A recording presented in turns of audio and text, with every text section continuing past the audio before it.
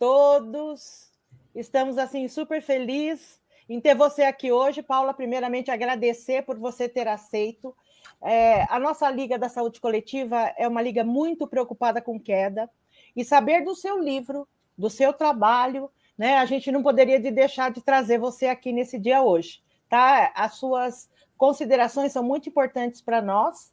Obrigada. E a gente está muito feliz mesmo de ter você aqui. Você conversa muito com a gente quando a gente fala sobre esse assunto, né? Que a gente sabe que é uma coisa muito importante, nossa população está envelhecendo, então nosso público aí é uma preocupação, né? E a gente sabe também que a queda para o familiar é um problema, né? Então, fazer com que o que possa ser feito para prevenir vai ser a melhor coisa que nós, fisioterapeutas, podemos fazer, não para o bem do idoso, mas sim para a família toda. Tá, Paula? Então, eu gostaria que você falasse um pouquinho para a gente do seu currículo e também um pouquinho como é que surgiu o seu livro, né? E aí você pode iniciar a sua apresentação, tá bom? E desde já, muito obrigada menos e muito obrigada a todos que estão aqui assistindo a nossa palestra. Tá bom. Bom, eu quero agradecer inicialmente a você, Rose, e a toda a equipe da Liga de Saúde Coletiva por abrirem esse espaço para a gente falar sobre um tema tão importante.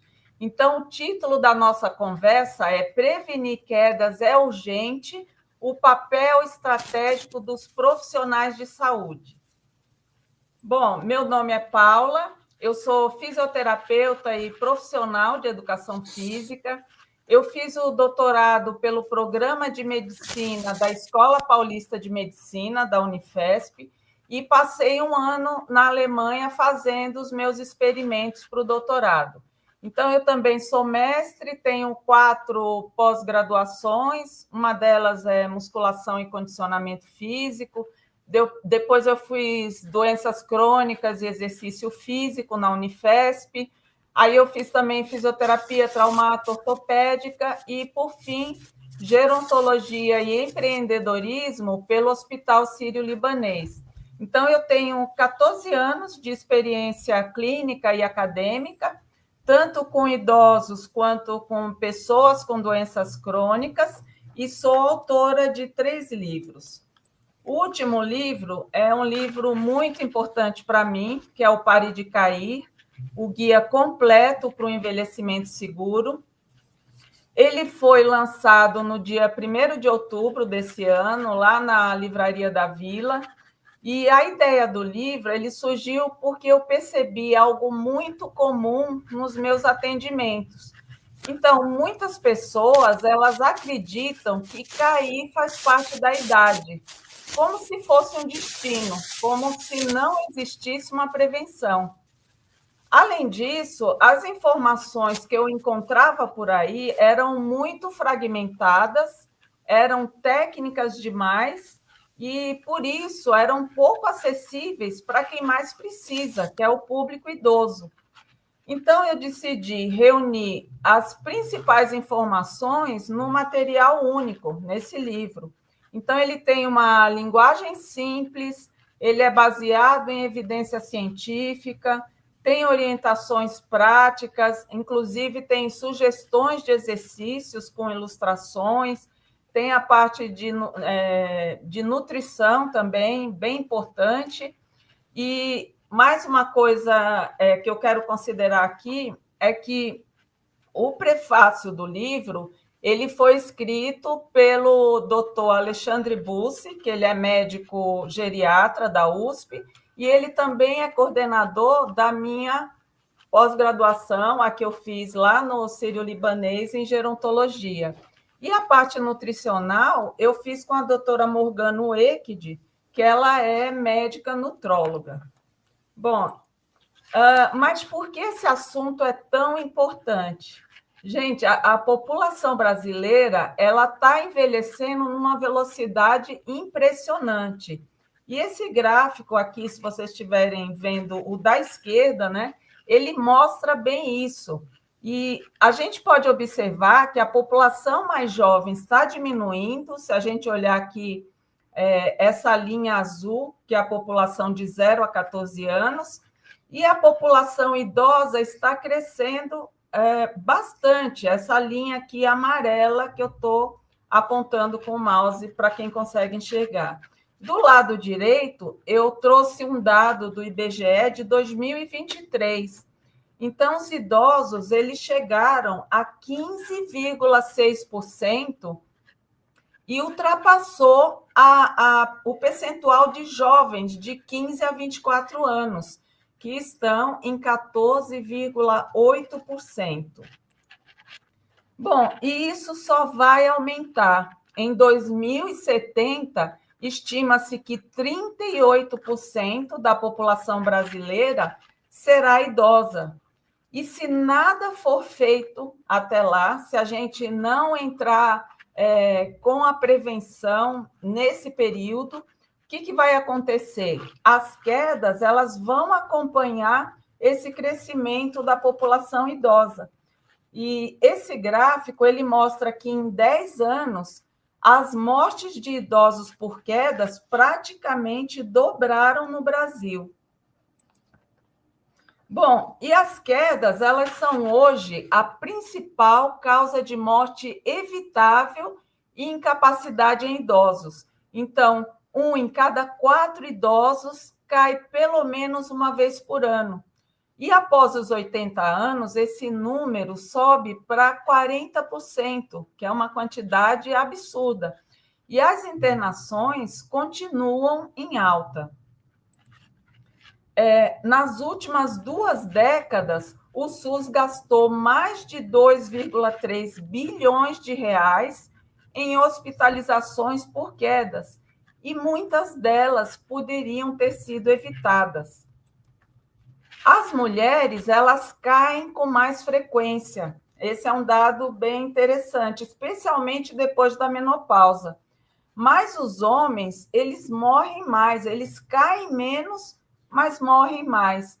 Esse gráfico do Ministério da Saúde mostra isso. Aqui na linha azul mais escura, a gente pode ver a taxa de mortalidade por quedas do sexo masculino.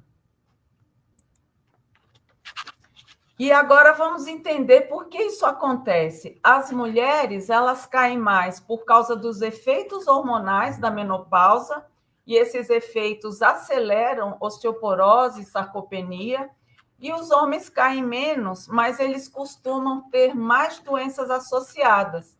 Além disso, eles sofrem traumas mais graves e têm uma recuperação pior, por isso a mortalidade deles é maior.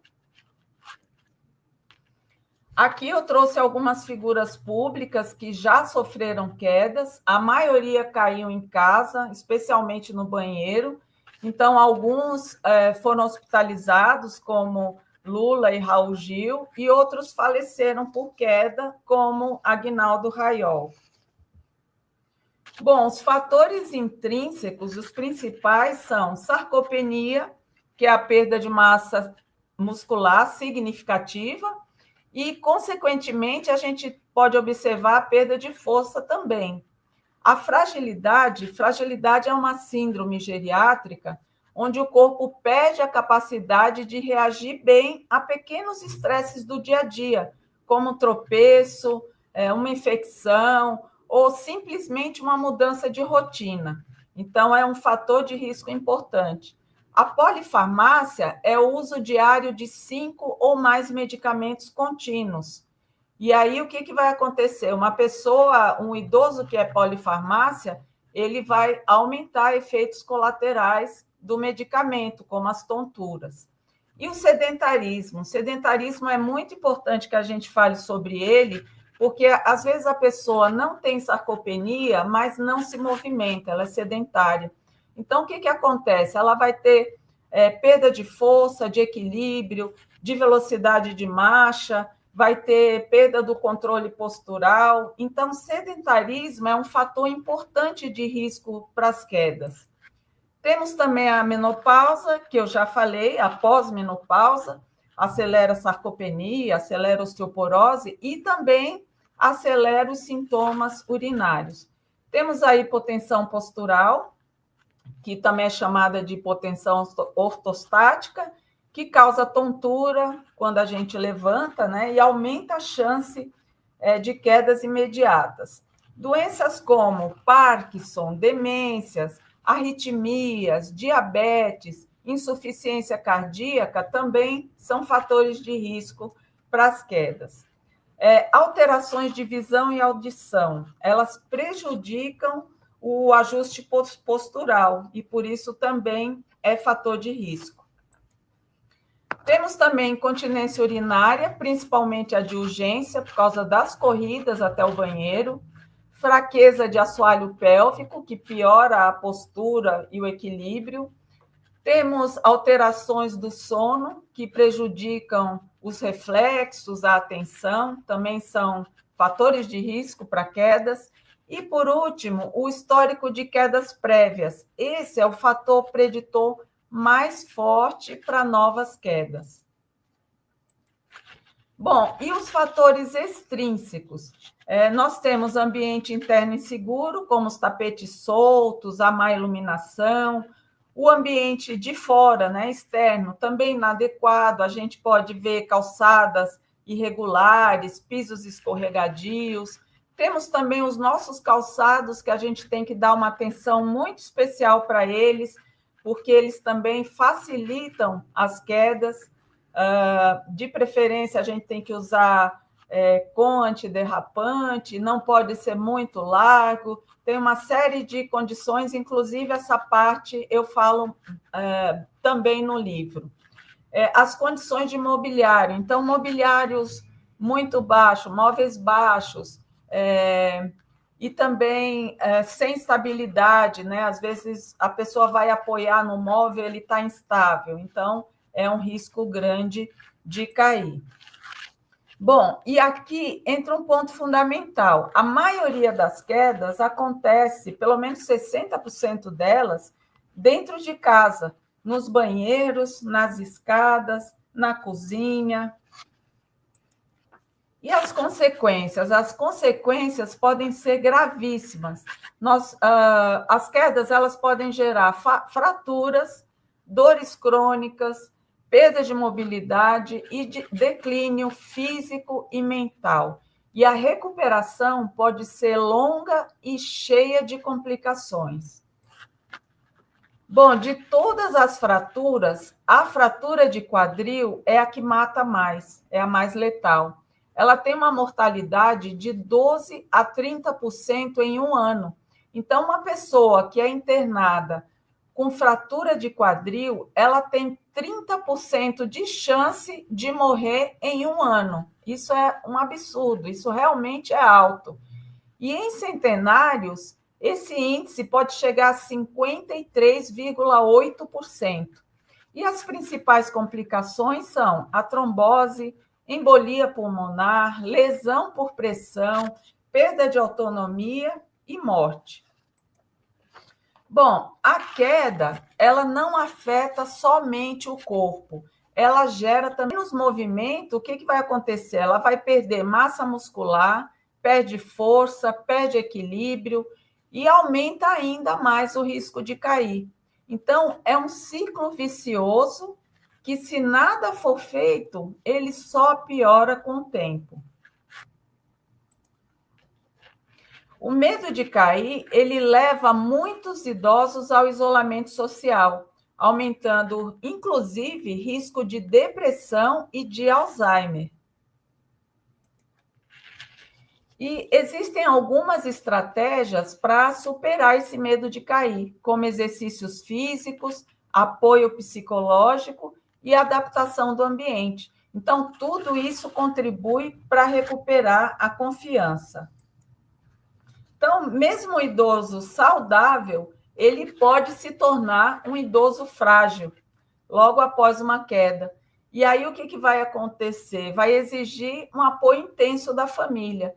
Então, muitos familiares, eles param de trabalhar para cuidar daquele ente querido.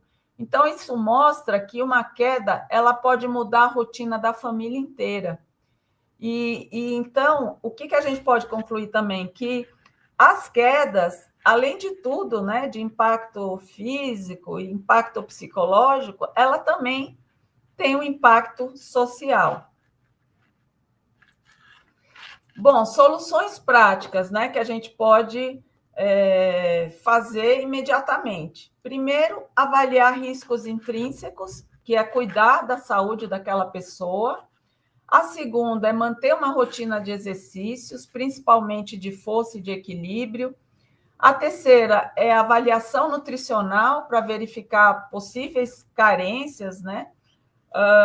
Na sequência, a gente pode ter um acompanhamento contínuo com diferentes profissionais de saúde, isso é muito importante, cada um vai ter um olhar e vai dar a sua contribuição.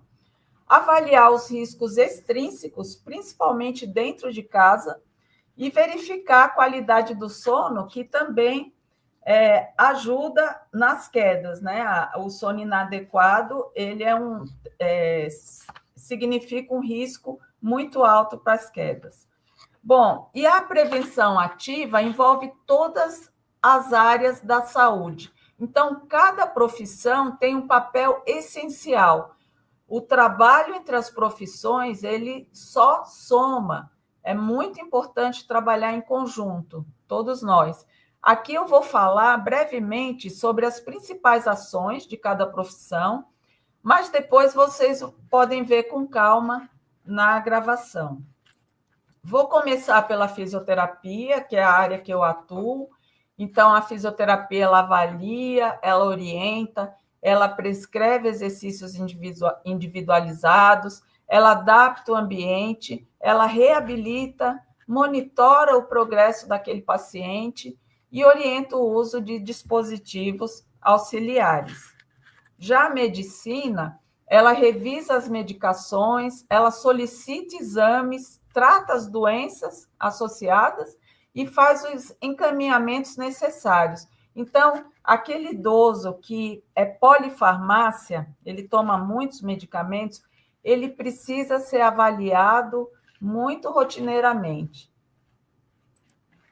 A enfermagem, ela identifica o risco logo cedo, principalmente no leito de hospital. Então, ela que vai monitorar os sinais e vai reforçar os cuidados com a segurança.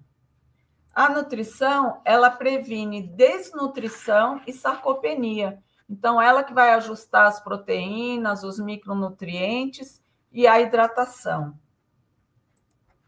A terapia ocupacional, ela adapta o ambiente e treina as atividades da vida diária para garantir mais segurança para aquela pessoa. A educação física, ela conduz os treinos, principalmente de força, de equilíbrio, com uma progressão segura e garantindo a execução correta dos movimentos. A psicologia tem um papel fundamental também. Ela ajuda a superar o medo de cair, ajuda a fortalecer a autoconfiança e, o mais importante, ajuda também a fortalecer a adesão ao tratamento. É muito importante que a pessoa também seja avaliado por um psicólogo. E o serviço social identifica as vulnerabilidades sociais, orienta e articula os recursos quando necessário e fortalece a rede de apoio.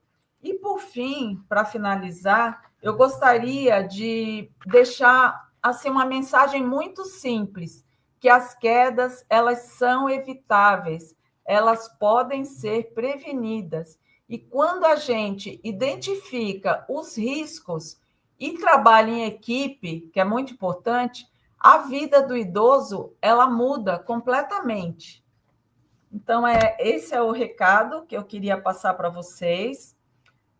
Estou aberta a perguntas.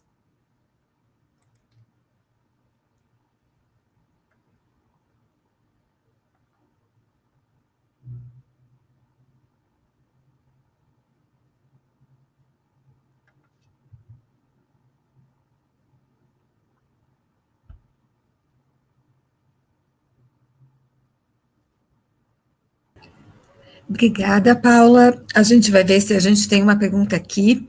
Muito obrigada pela sua apresentação. Realmente é um desafio, né? É um desafio. E como é importante, né, trabalhar todos os detalhes, né, essa multidisciplinaridade. Sim, sim.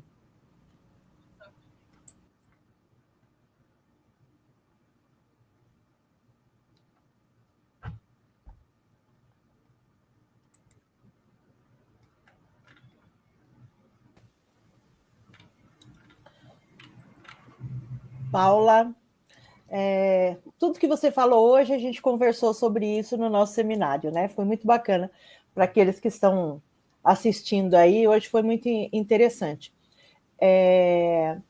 Eu também tenho um e-book, mas eu estudei Parkinson, né? Então a gente tem queda, fala bastante coisa. Meu mestrado foi com Parkinson.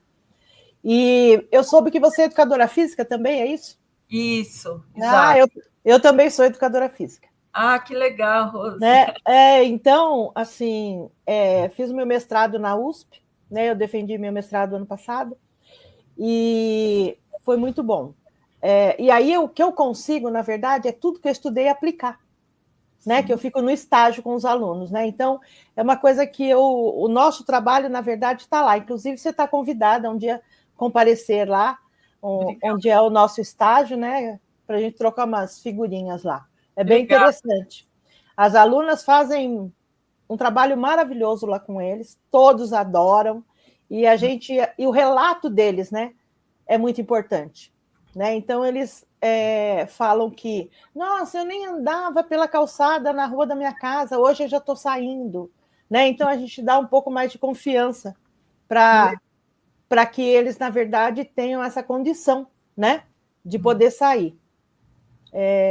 A socialização, né? Porque a gente faz um trabalho em grupo, né? O seu caso, você está como fisioterapeuta só e faz um trabalho individualizado. Porém, o nosso é em grupo, né? Então tem toda essa questão também social, que também é bem interessante para eles, né? Esse convívio. Fundamental. Né? Assim, muito interessante. Tanto a Andréia quanto a Bel, as duas que estão sempre lá comigo, né? A Bel está iniciando, mas aliás, a Bel está quase terminando, falta um semestre, e a Andréia está iniciando. Então, a Bel pode dar o relato dela aqui, que vive isso todo dia lá, não é, Bel?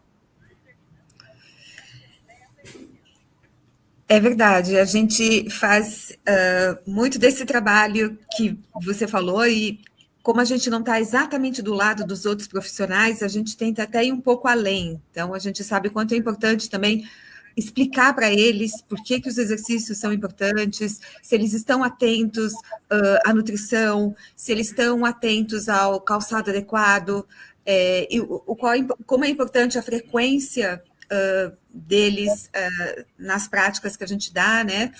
Então, na verdade, é na fisioterapia, né? Nos exercícios que a gente oferece.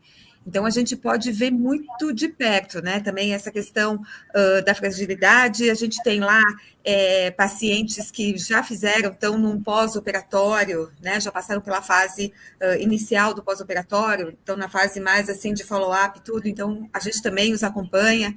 E realmente é isso que você falou, é um trabalho muito complexo, né? Para que a gente possa trabalhar na prevenção de quedas, que acho que essa é a visão agora da medicina 3.0, é a gente trabalhar no preventivo, para que a gente não tenha lá na frente uma queda e a queda ele vai entrar numa fragilidade por conta da queda, porque a queda vai fazer com que ele não consiga mais ir praticar com a gente, fazer os exercícios lá, ele vai ficar mais sedentário, ele entra num quadro de sarcopenia, então ele também fica desmotivado. Então, o quanto é importante também essa área de prevenção que você falou, e o quanto é importante também essa divulgação, para que a população toda esteja sabendo, né? É uma questão até de política pública.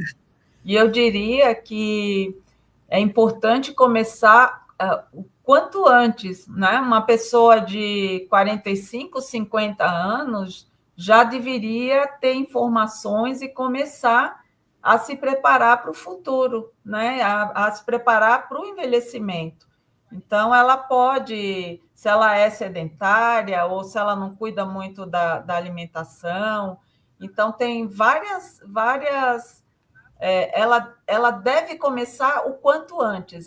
Esse é o recado para os que acham que a gente só tem que prevenir quedas quando chegar ali depois dos 60. E, na verdade, não é isso, né? Quanto antes, melhor. Quanto antes o idoso entrar na fragilidade, melhor para cuidar, para se prevenir, tanto de doenças quanto de quedas. Uma outra coisa também que a gente está fazendo lá, que agora eu quero o depoimento da Andréia, que é a avaliação do equilíbrio, né? A gente, então, estamos avaliando todos os idosos, depois a gente vai planilhar todos os resultados e ver naquilo que a gente vai ter que focar mais, né? Qual é o nosso problema? Será que ele está no equilíbrio dinâmico? Ou será que o problema é no estático? O que a gente tem visto lá? Isso vai ser importante para a gente melhorar o nosso atendimento dentro do protocolo que a gente usa lá hoje, né? Com relação ao equilíbrio. Então, esse é um trabalho que a gente também está começando agora, que a Andréia faz parte, né? Que eu convidei. Então, a gente vai poder, então, a cada 6 meses, estar avaliando e ver qual é o foco que a gente tem que pegar. E a gente vai ter toda a faixa etária, né? Então, a gente está iniciando essa tabulação de dados aí, que vai ser também um feedback para a gente poder entender onde a gente precisa melhorar. Que legal. Né, Andréia? Fala um pouquinho aí, Andréia. Boa noite a todas. Prazer, Paula. E professora Rose, muito obrigada pelo convite, viu? Tem sido um trabalho, assim, excelente para mim. Né? Está sendo enriquecedor para a gente lá. O que a gente tem avaliado, que no exercício estático, a maioria das avaliações que a gente fez, a gente percebe a dificuldade dos idosos que frequentam, né, o projeto da OBS. Né, no dinâmico não tem tanta dificuldade, mas na parte estática é onde eles apresentam mais dificuldade, né, a maioria deles tem um pouco de como é que eu posso explicar? Medo de cair? Medo de cair. Né, tudo que você falou aqui sobre relacionado ao medo de queda é o que eles apresentam para a gente lá. E agora a expectativa, depois dessas avaliações que a gente fez até agora, é que no próximo semestre a gente consiga ver uma evolução nesses casos. Que legal, bacana o trabalho. Não, um trabalho excelente. E aí eu estou com uma equipe bem boa, viu? Então isso também ajuda quando as meninas o pessoal está interessado realmente, né? Porque, como você mesmo colocou, você viu a nossa população aí, vai ficar, tá demorando, né? Na verdade, ela está longevo. E aí a gente tem idosos lá de quase 100 anos também participando. Então, é muito legal. Então a gente tem idoso de 94 anos, o mais velho nosso. E ele participa, e esse povo vai de metrô. E o metrô é até um problema sério, porque a hora que ele breca e tudo mais, eles têm que segurar, têm que ter força. E isso é importante para que eles consigam ter a vida social deles, né? Sim, então, assim, isso é muito legal. Se você tiver mais alguma coisa para falar, o que eu sugiro aqui é que eles anotem o seu e-mail, né? E se você puder falar, por favor, se eles tiverem algumas questões. E também nos dizer como adquirir o livro. É através desse QR Code, é isso? Ele está na Amazon, aí eu fiz aqui um QR Code para facilitar. Hoje eu pretendo sortear um livro para quem estiver presente e acho que vocês a pessoa vai preencher algum formulário, é isso, né? Isso, e daí nós vamos passar a lista e depois você faz sorteio. Tá bom. E quem quiser entrar em contato, tem aqui meu Instagram e também o meu e-mail, que é Paula A. Cavalcante, é parecido com o que está no Instagram, @gmail.com.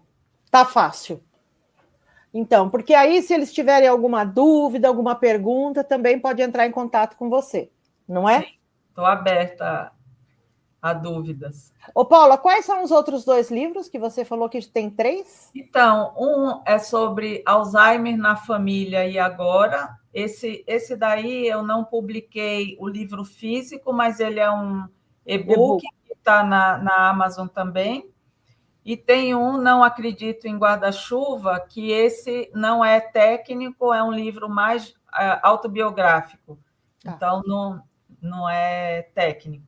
Tá, mas a gente podia, o ano que vem, então, pensar em fazer um novo encontro para a gente falar sobre esse seu livro sobre Alzheimer, né? Que também é bem interessante, né? A gente poderia... os familiares que se deparam com a doença e não sabem nada, nem por onde começar. Então, a ideia foi essa, né? Sim, isso é muito interessante, a gente falou sobre isso também hoje. Né? Então, a gente já fica o convite, então, para um próximo encontro, para 2026, tá bom? Para a gente poder falar sobre esse tema que também é muito importante, porque, como a nossa população está envelhecendo, essas patologias estão aparecendo. Né? Antigamente, eles morriam mais cedo e a gente nem sabia que tinha, né? Então, esses estudos aí, e trazer a sua experiência de fora é uma coisa bem importante para a gente. Tá bom? Tá bom, muito obrigada, Rose. Eu que agradeço, viu? E até uma próxima, então, para o ano que vem. Tá bom? Tá bom. Obrigada. Meninas, Bel e Andréia, muito obrigada pelo trabalho maravilhoso, pelo que vocês têm me ajudado. Muito, muito obrigado mesmo, tá? Eu é que agradeço a oportunidade. Obrigada, Paula. Obrigada, Bel, por tudo. Obrigada, professora Rose, pelo carinho e pelo cuidado. Obrigada, gente.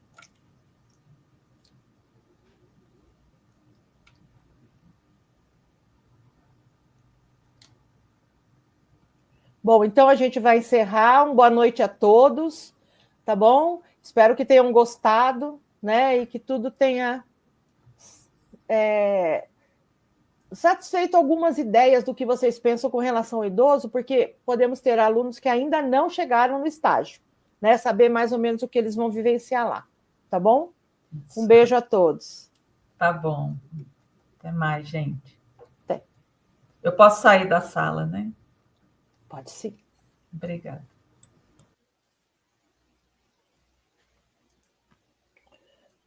Deu tudo certo aí, meninas? Tudo ok? Estou colando o link novamente aqui, porque parece que ele não está